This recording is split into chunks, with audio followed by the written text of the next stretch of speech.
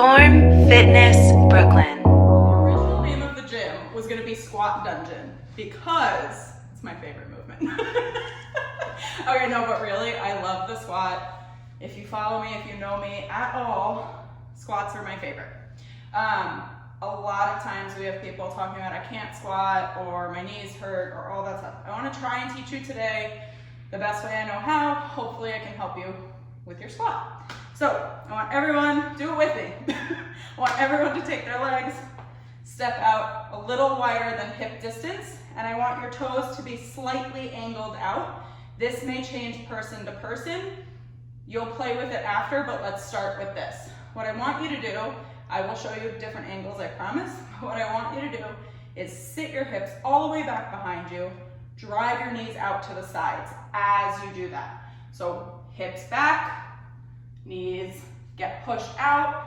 If you notice, my legs, my knees are in line with my feet, my hips are just below parallel, my chest is up tall, and just stand up. Okay, one more time.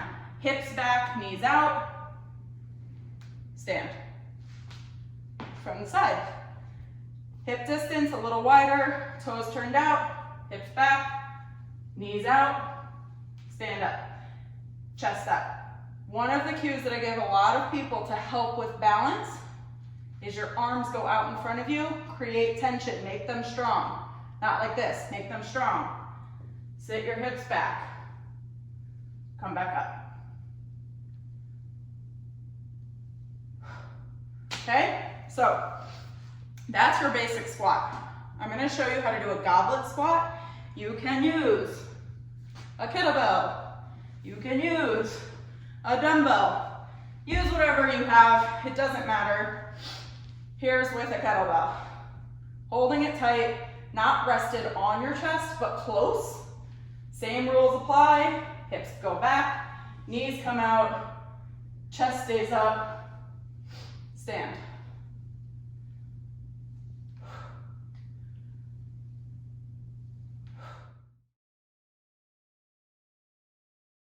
Two weights, we call this a front rack position. I'm gonna hold the dumbbells at my shoulders. This is where taking your time, keeping your chest up, focusing on your breath is key. Deep breath in, hips back, knees out, chest stays up, stand.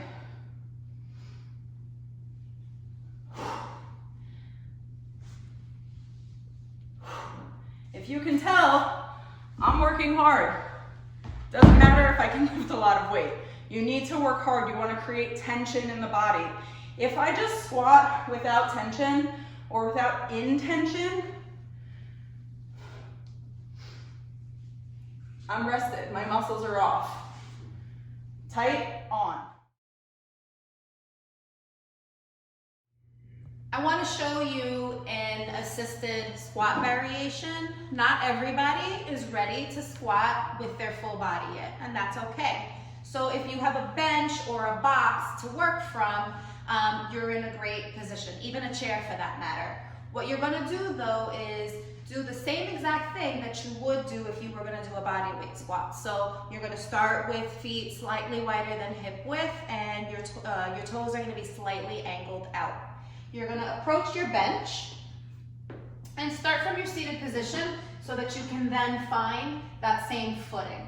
My knees are in line with my feet, and if I were to be going all the way down, my butt would be all the way back. So that means you've got to be all the way back on your surface, your chair or your bench.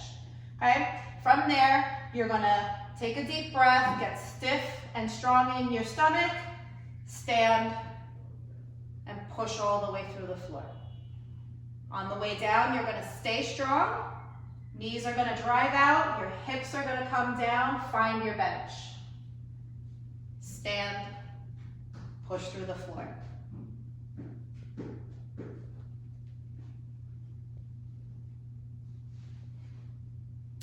From there, you're going to get really good at doing that and start working your way down to a lower surface. So I'm going to use the smaller box, and I'm going to show you the same exact movement. So I'm going to show you from a front angle. Again, I find my footing, I get nice and strong, sit my butt back, find my surface, stand, pushing my feet through the floor.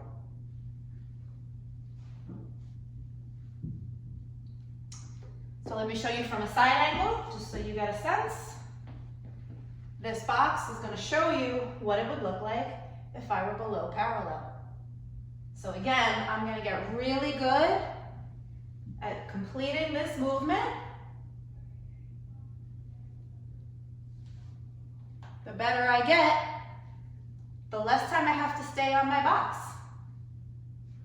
And I just can tap, hold my tension, and go.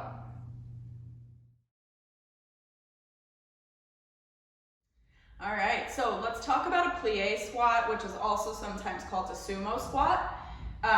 Long story short is get into a nice wide position. This may differ depending on the person and what feels comfortable for you. Nothing wrong with that. Once you're in that wide position, instead of sitting back, you're actually gonna try and sit straight down and really push your knees out to the side. Also pretending like there's a piece of glass in front and a piece of glass behind. And that way you're not tilting forward and breaking the glass. So when I go to sit, I promise to show you in a different direction. When I go to sit, I'm gonna drive all the way out, see how tall I stayed, and I come back up. So I'm gonna show you that again. I didn't lean forward, drive out, come back up. Let me show you that from the side. Nice wide position. Again, adjust how you need.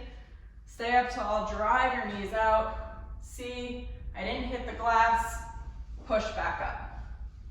Drive out, come back up.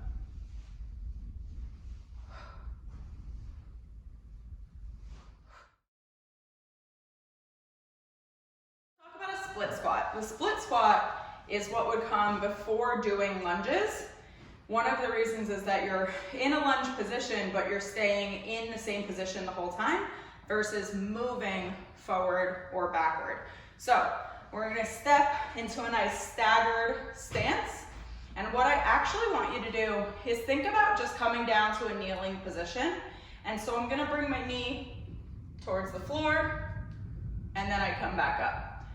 What tends to happen is you go forward and your heel comes off the ground.